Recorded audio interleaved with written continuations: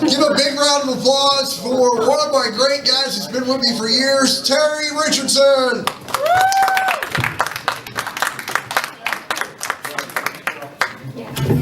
What's up, O-Town? Ready to have some fun? Yeah, we are Masonfelt. These are the things that come out of our mouths.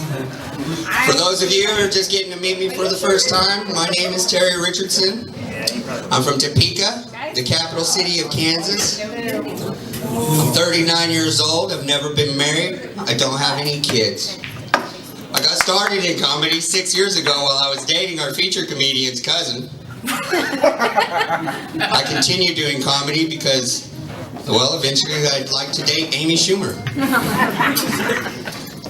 Man, I'm telling you guys, it has been crazy this past week. I have been so busy.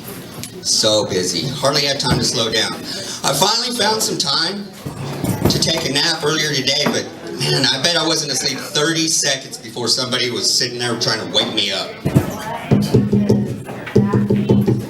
Sir, excuse me, sir, are you going to pay for your groceries, sir?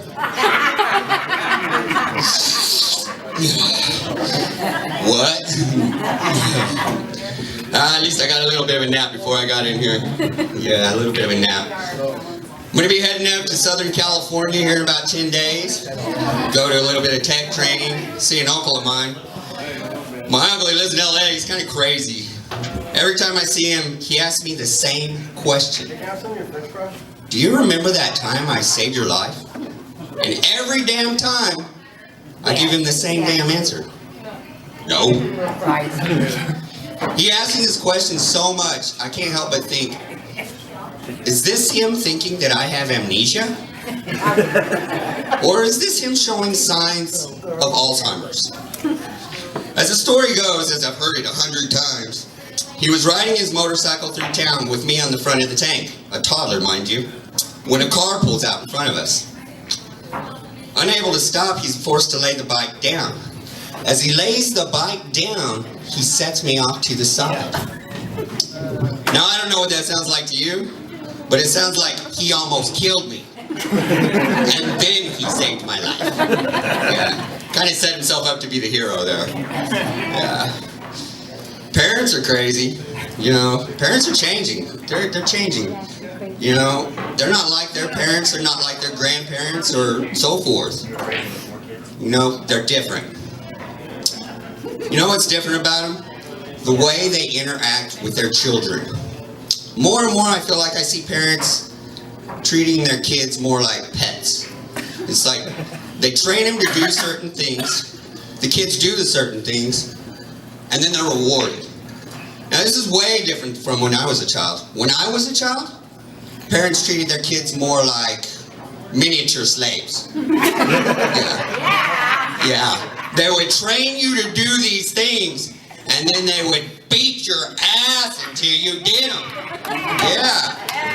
Fuck yeah. Shit. I remember walking into the grocery store with my mom, and there was another mother in there with her little son, and he was getting out of line, pulling stuff off the shelves.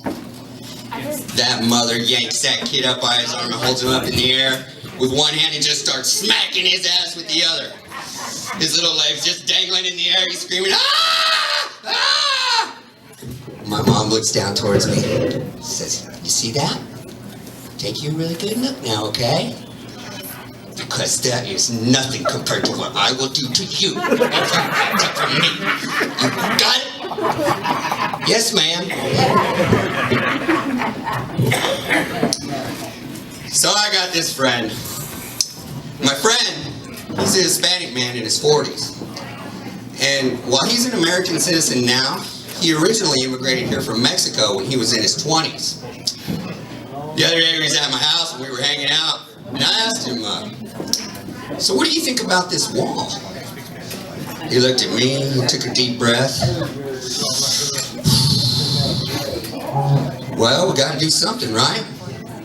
I looked at him and said, "Really? You don't think that's a little bit racist?" He says, "No." "Really? But you're from Mexico." He looks at me and says, "Yeah, I'm from Mexico, But I didn't come to the United States to live around a bunch of Mexicans. I was like, what? He said, yeah, man. He's like, no, you don't get it. He's like, you don't understand because you've never moved here from another country. You've always lived in the United States. But when you move to a new town from an old town, do you want that town to follow you there? Like, oh, hell no. Yeah, as a matter of fact, I could think of a few more walls we should build. Between me and the bill collector. I like to look at every opportunity or experience as an opportunity to learn something new about myself. The other day I was cruising around and I run a little low on gas. I had to pull in at the fuel station. I stop in at the pump and I go in to pay. As I'm coming out the door, there's a car parked there, and a guy gets out of the car. He's holding a cigarette. He takes a big long drag off the cigarette. I'm still holding the door open, of course. He looks right at me. He takes that cigarette, throws it right back in the window of that car. I have no idea what he was on, but I'm pretty sure I've been on it before. And now I know where all those burns came from. I haven't smoked a cigarette in 6 years, but before that, I smoked them for 10. Incidentally, during the same amount of time that I was on drugs. You know those people who only smoke when they drink? Yeah, I guess I'm kind of like them. I only like to smoke when I'm on meth. You know that saying, I only smoke when I drink? How does that work if you drink every day? Is it still the same? Probably not today, huh? Yeah, probably not today. Man, I had a really rough day a couple weeks ago. It was super rough, I'm telling you. No sooner did I wake up and open my eyes and roll over and get out of bed, I noticed that I was sitting in something moist. I looked down, hoping it's a wet dream, only to realize it's a wet fart. Yeah. Nothing takes the fun out of farting quite like diarrhea. Yeah. Thank God for underwear, though. Yeah, the filtration, fantastic. Between that and my linens, didn't even spot. Yeah. Which is fantastic, because the last thing I want every time I go to make my bed is to be reminded of that time I shit the bed. But you know, I am a single guy, so you know, I gotta make the most out of my day. I can't just sit there and suffer. So I go around the house gathering up every single piece of paper I got, my phone and my charger. I go in my bathroom, quarantine myself on the toilet, and I start online dating. Swiping right, swiping right. And you wouldn't believe how many women I was talking to. Yeah, that stuff really does work. But you know, I gotta ask myself, do I really want to date a woman that is willing to talk to a guy she's never met while he's taking a shit? Of course I am. I would, and I will again. How else am I going to meet Amy Schumer? I've been paying a lot more attention to my butt lately. Yeah. And you know, I should have been doing it sooner. I should have. You know, isn't it crazy? As often as we clean it, how often do we look at it? You know? Yeah. I mean, we wash our dishes all the time, but how clean would they be if we only looked at the rag? Yeah. Would you want to eat off of them? Probably not. But I bet you want somebody to eat off your butt. Yeah.